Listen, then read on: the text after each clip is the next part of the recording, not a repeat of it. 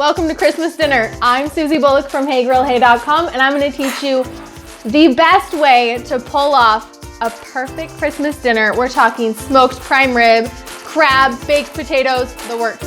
Stay tuned.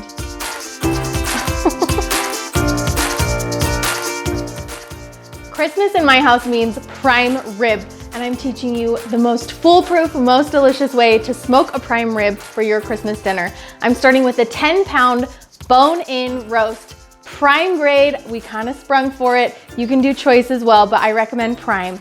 Season the outside liberally with salt and pepper, or you can use my beef rub, which is available in my store. Then we're gonna slather on this gorgeous garlic compound butter with 2 sticks of softened butter, 2 sprigs of rosemary, 2 sprigs of thyme, 8 cloves of garlic. I said it was garlicky. And salt and pepper just to season.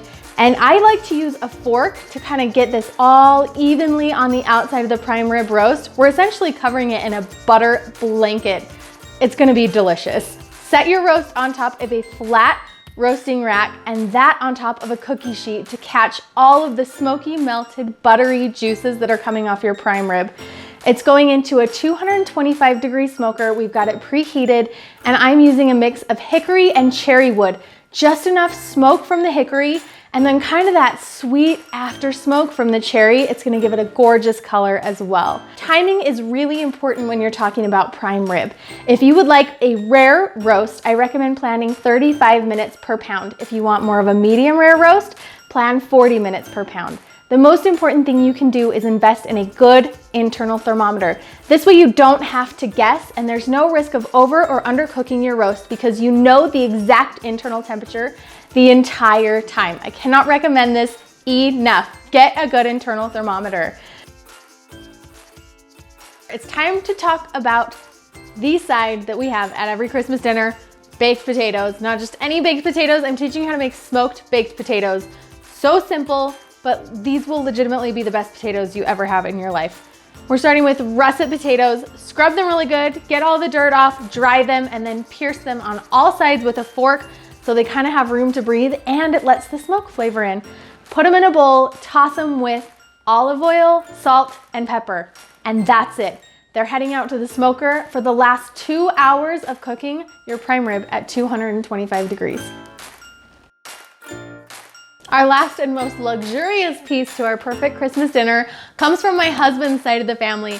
They don't do Christmas Eve without crab. So we are doing beautiful split king crab legs. You can do this with snow crab legs also, but I prefer king crab because you can cut them open and expose the meat to both the flavored butter that we're making and also the smoke while they're out on the smoker. We've got about 2.5 pounds of crab legs here.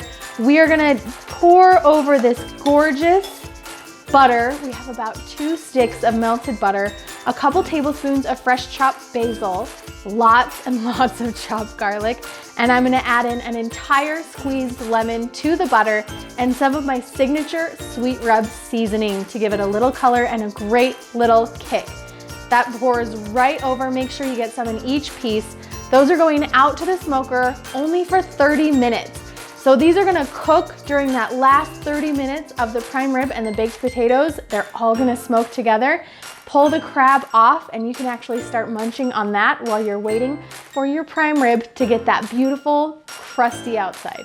We're at about 128 degrees, so we're just past rare, not quite to medium rare. Pull your roast off so that it can rest. Tent it with some foil.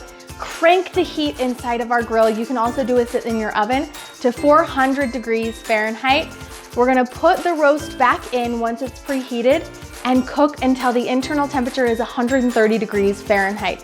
This will crisp and brown all of the delicious crust on the outside and give us a perfect pink in the middle.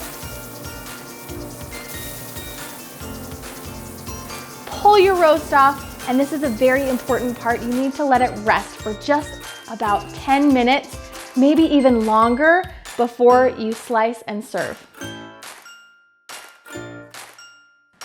I'm gonna eat this delicious spread with my family because that's the best way to do Christmas. I hope you guys have an amazing meal with the people that you love most. See you next time.